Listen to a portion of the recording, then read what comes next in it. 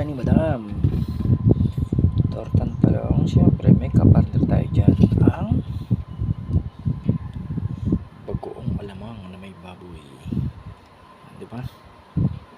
Panalo na naman. Ano?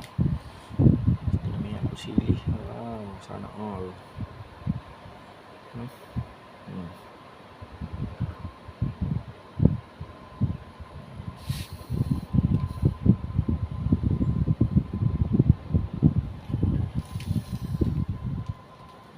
Sila magka-partner.